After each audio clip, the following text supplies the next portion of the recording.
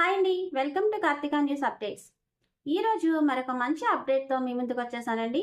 ఆ అప్డేట్ ఏంటంటే మహిళల కోసమేనండి. ఈరోజు కూడా చంద్రబాబు నాయుడు గారి ప్రభుత్వం ఎన్నికల్లో ఇచ్చిన హామీలలో భాగంగా ఉచిత బస్సు ప్రయాణం అన్నది ఎప్పటి నుంచి అమలు జరుగుతుంది, ఏ పరిధిలో ఉచిత బస్సు ప్రయాణం మహిళలు సాగించవచ్చు అన్న వివరాలు తెలుసుకోబోయే ముందు మన ఛానల్ని ఫస్ట్ టైం చూస్తున్నట్లయితే సబ్స్క్రైబ్ చేసుకోండి, అలాగే ఒక లైక్ చేయండి.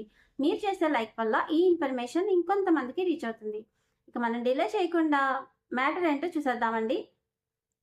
మహిళలకు ఉచిత బస్సు ప్రయాణం అన్నది ఆగస్టు 15 నుంచి అమలు కాబోతోంది అని చెప్తోంది గవర్నమెంట్. ఆగస్టు 15 నుంచి ఈ పథకం ఖచ్చితంగా అమలు అవుతుంది అని అంటున్నారన్నమాట.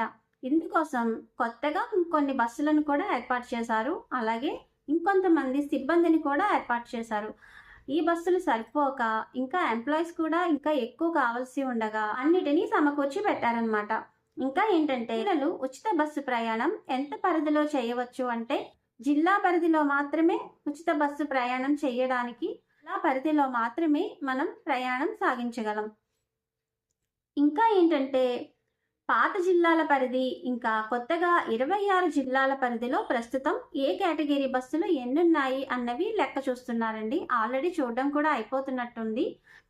ఇంకా సిటీలో కూడా తిరుగుతాయి కదా ఆర్టీసీ బస్సులు, సిటీ ఆర్టీసీ బస్సులు, అలాంటివి కూడా ఆర్డినరీ బస్సులు, ఇలాంటివన్నీ కూడా ఎన్నున్నాయి, ఏ ఊరికి ఎన్ని తిరుగుతున్నాయి, ఏ జిల్లాకి ఎన్ని తిరుగుతున్నాయి, ఇలాంటివన్నీ లెక్కలతో సహా సమకూర్చి పెట్టుకున్నారండి.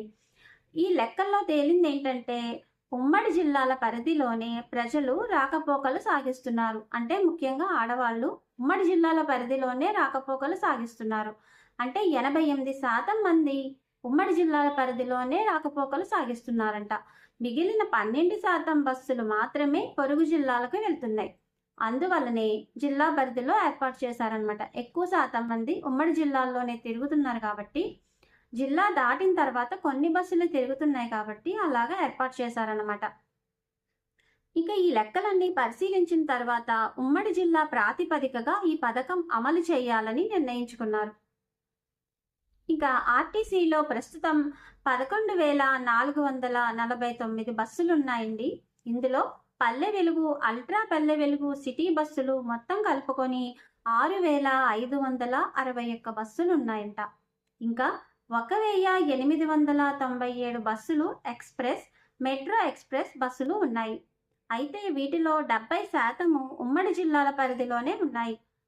ఇంకా మొత్తంగా Palle Velugu, ultra Palle Velugu, city ordinary, express, metro express అన్నీ కలుపుకొని 8,458 బస్సులు ఉన్నాయి. ఈ లెక్కన పొరుగు జిల్లాలకు 8.5% బస్సులు మాత్రమే వెళ్తున్నాయి. కాగా 91.5% బస్సులు ఉమ్మడి జిల్లాలలోనే ప్రయాణిస్తున్నట్లు తేలింది. సో అందుకని జిల్లా పరిధిలోనే ఎక్కువగా తిరుగుతున్నారు కాబట్టి జిల్లా పరిధిలోనే ఈ ఉచిత బస్సు ప్రయాణం అన్నది ఏర్పాటు చేస్తున్నారు. ఇంకా ఏంటంటే ఈ పథకం అమలు గ్రామీణ, సిటీ ఎక్స్ప్రెస్ బస్సులకు పరిమితం చేయనున్నారు. అన్ని బస్సులు మనం ఎక్కేయడానికి లేదండి. గ్రామీణ ఇంకా సిటీ ఎక్స్ప్రెస్ బస్సులు మాత్రమే ఇది మహిళలకు ఉచిత బస్సు ప్రయాణం అన్నది మన అమలులో ఉంటుందన్నమాట. ఆ బస్సులు మాత్రమే మనం ఎక్కాలి. ఈ బస్సుల్లో రోజుకు 16.11 లక్షల మంది మహిళలు ప్రయాణాలు సాగిస్తున్నారు. పథకం అమలు చేస్తే ఇంకా వారి సంఖ్య 26.95 లక్షల మందికి అవుతుందంటండి. అంటే ఈ పథకం అమలు చేస్తే ప్రయాణికుల సంఖ్య డబుల్ అయిపోతుందన్నమాట. సో ఇంకా చాలా మంది ప్రయాణికులు పెరుగుతారని భావిస్తున్నారు. విజయవాడ, విశాఖపట్నాల్లో తిరిగే బస్సుల్లో మాత్రం వారానికి 4 సార్లు మాత్రమే రాకపోకలు సాగిస్తారని అంచనా వేస్తున్నారు. మొత్తం ఉమ్మడి జిల్లా పరిధిలోనే మహిళలకు ఉచిత బస్సు ప్రయాణం అమలు ద్వారా ఆర్టీసీపై నెలకు 242 కోట్ల రూపాయలు ఖర్చు పడుతోందంటండి. ఈ ప్రయాణాల కోసం మనం లేడీస్ ఉచిత బస్సు ప్రయాణం కోసం గవర్నమెంట్కి 242 కోట్ల రూపాయలు, అది కూడా ప్రతి నెల అన్నమాట, అంత భారం గవర్నమెంట్ మీద పడుతుందని అంచనా వేశారు.